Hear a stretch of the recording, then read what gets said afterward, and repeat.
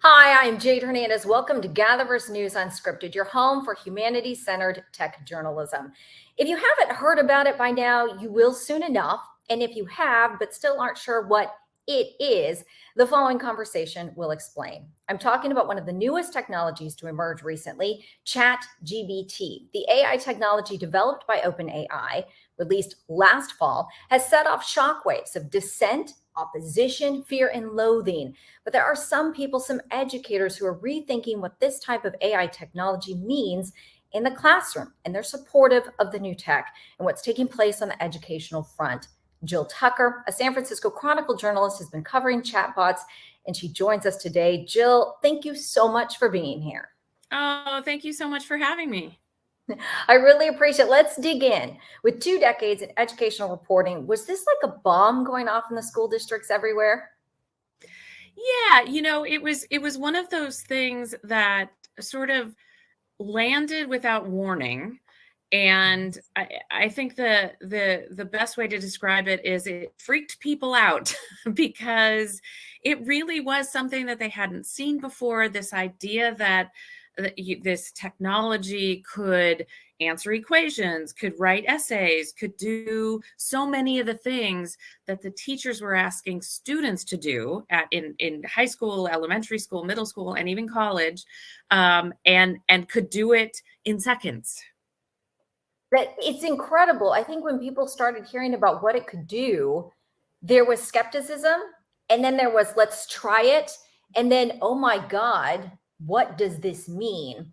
And I know that it's really easy to sign up for ChatGPT. I did it myself, so we can play a little video of that process just to kind of give people an idea, because I know some people are very familiar with the term, or they might know what the technology does, but they've not actually signed up and actually seen, the little question box that pops up that you can literally ask it to do anything.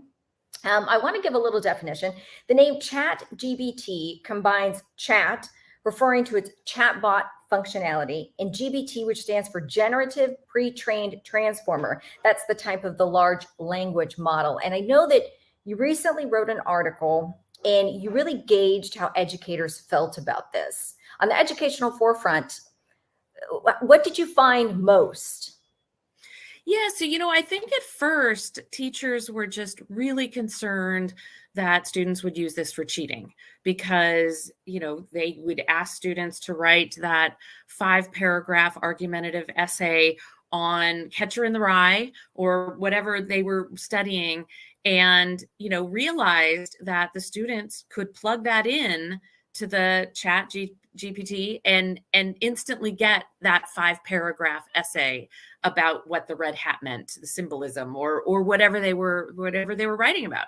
And it was very hard to catch because the students could take that and essentially tweak it maybe and turn it in with their name on it, and there were no tools really to catch this. So it was one of those things that the first thought was, how do we stop it? And what do we do about it? And then slowly, as the weeks and months passed, people started going, well, wait a minute. This could actually be fun. This could actually be interesting. Like many things in technology, any new inventions, there can be a downside to it, can be a negative or scary or dangerous side. But often there's an amazing side as well.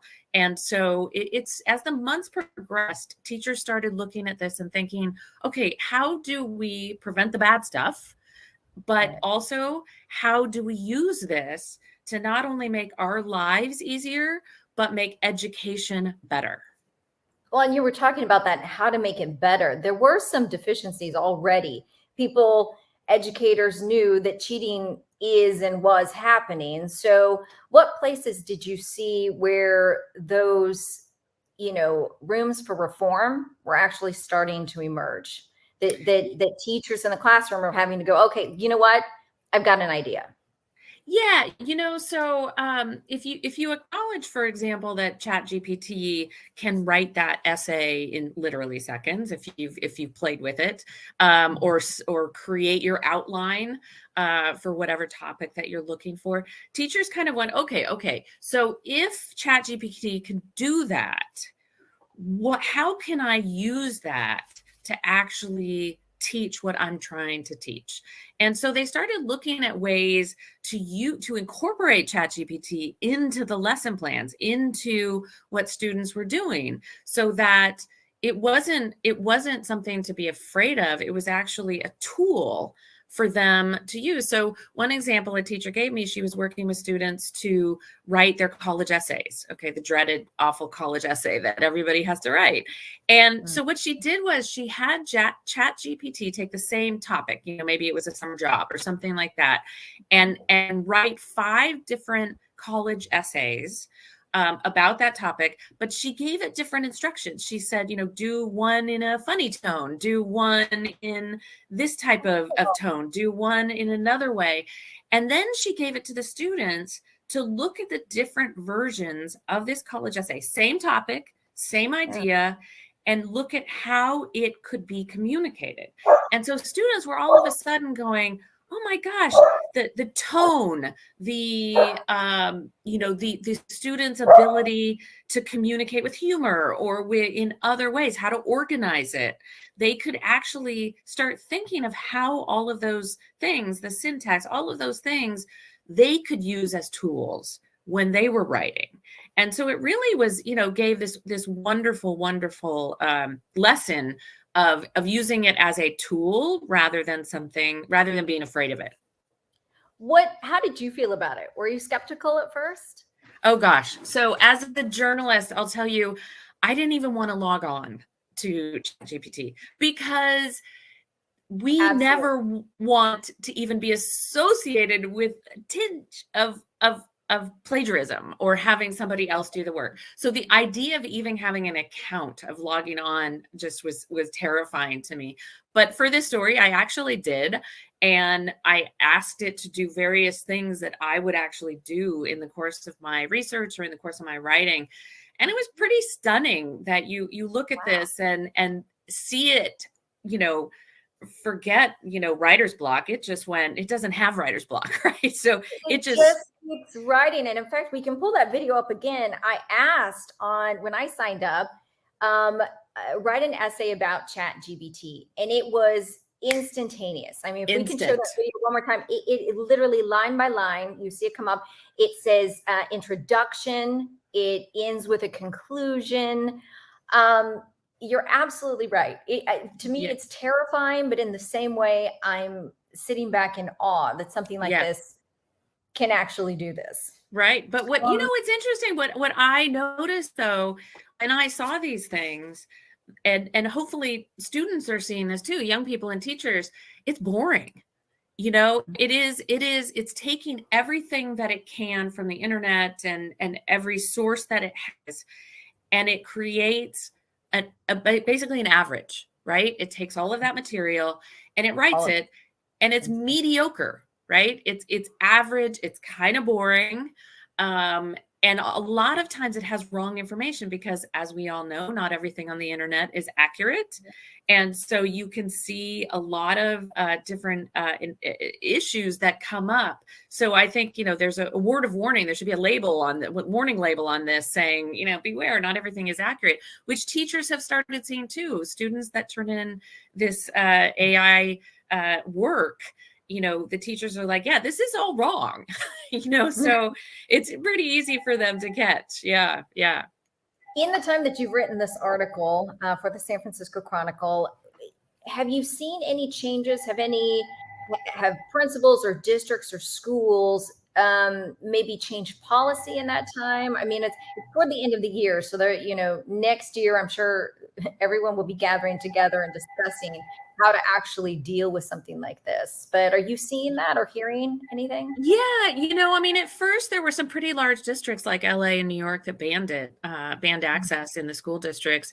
But what I'm seeing now, even since I wrote the story, is that we're really starting to see just an explosion of resources for teachers to use to access this AI technology. So, for example, there's an artificial intelligence teacher toolkit.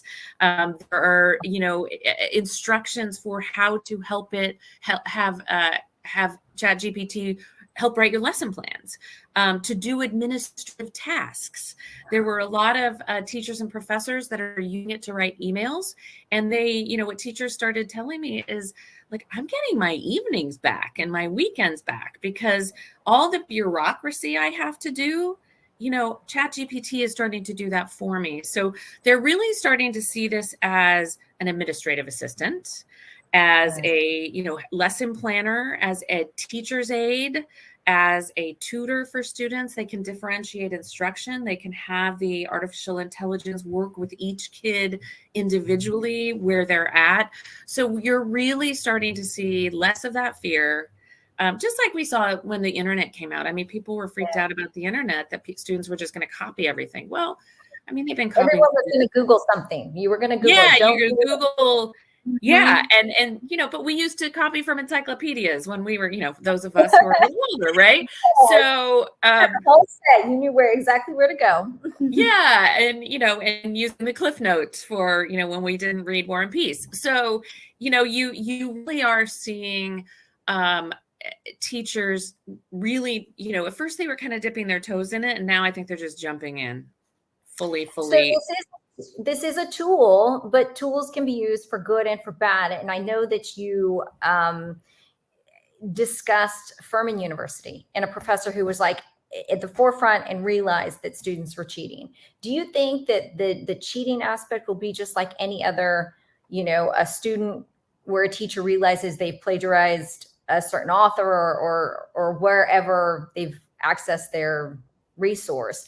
Do you think that that's still going to be part of the curriculum, that yes, okay, we can use ChatGPT, but maybe we're going to have to look at, there's going to be some restrictions. There's going to be, we can't copy word for word. We have to use it as like you said, a learning tool.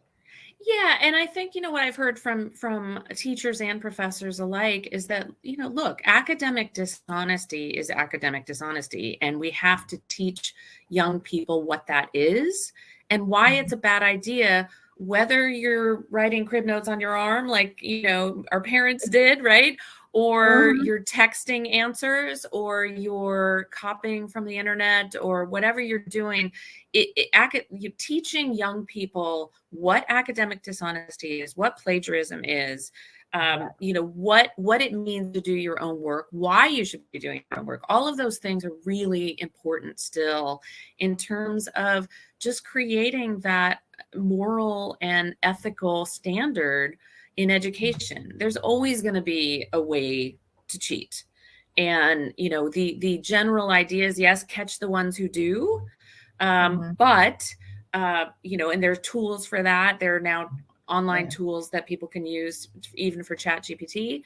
But, but really help students understand that regardless of what tool they use to cheat, it's wrong. It's still cheating. It's still cheating. It's still bad. Yeah. The last line of your story really stayed with me. It was, quote, "I think it probably excites me more than it scares me, but I think it really depends on who's using it." And it sounds as if you learned a little bit along the way that shifted your perspective as well. Would you say? Yeah. I mean, I definitely had a very sort of knee-jerk, I don't like this. And I've seen too many Terminator movies with artificial intelligence taking over the world. You're a product of that generation for sure. But really, I after talking to these teachers, I mean, these folks are on the front lines. They're working with kids every day. And really their excitement and their enthusiasm was contagious, and about what the potential is for this. And I even think, journalists are actually now dipping their toes into of looking at, okay, what are some story ideas about this topic, or what is an outline that could be used. Now, if we use that as a tool, it is it's still our brains that are making the decisions. It's still our own thought process, our own skill set that is ensuring, the quality, the thought behind it, the critical thinking. Look, a machine doesn't do critical thinking. That's what people do. And so as long as people keep that in mind, that this is a tool to communicate, a tool to research, and then use their own brain to process that information and use it for the best source of communication and human to human contact and all of those things. But it is something to keep in mind. It really does depend. Like that student said, she was a middle school student, so bright to have that idea. That really depends on who's using it and for what.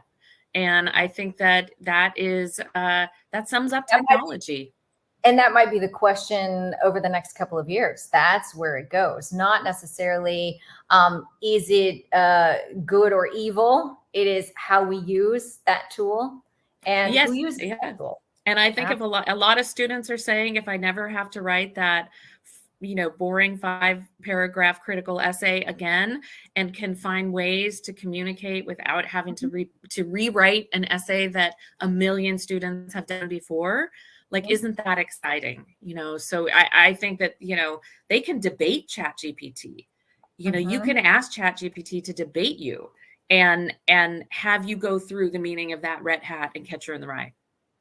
My last question, have you found anyone who differs on that perspective? Someone who is adamant that ChatGPT will take over the world, is a tool for bad, it's evil. Have you found that? Have you found that opposition? I think there are. I've read it online. Definitely, there's No, I mean, people are still scared. Don't get me wrong. We're not even a year. We're about 6 months into ChatGPT's existence, and that fear still permeates a lot of teachers. I think, just as computers did with some teachers who, it's generational in terms of wanting to incorporate new technology or new ways of thinking and learning, that, their focus is still on what it can do negatively.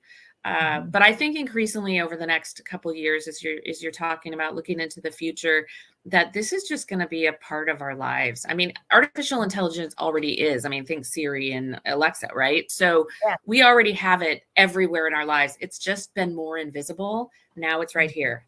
And I think people are just going to have to adapt and accept it, just as we've done through all of humanity's time. Jill Tucker, thank you so much for your unique perspective and all that you brought to us today. Thank you for joining us. Thank you for informing us. We really appreciate it. Oh, thank you for having me. I really appreciate it too. Wonderful. Well, what's up next for the GatherVerse? Well, on Monday, our very own Priya David Clemens will be discussing Apple's new VR headset, which makes its debut at Apple's upcoming Worldwide Developers Conference. More on that to come. And next week, we'll show you what the GatherVerse News teams brought back with them from the AWE Expo. That's the Augmented World Expo in Santa Clara. That's Monday at noon right here on GatherVerse News Unscripted. That's all from the GatherVerse today. I'm Jade Hernandez. Have a great weekend, everyone. We'll see you back here next week. Until then, bye-bye.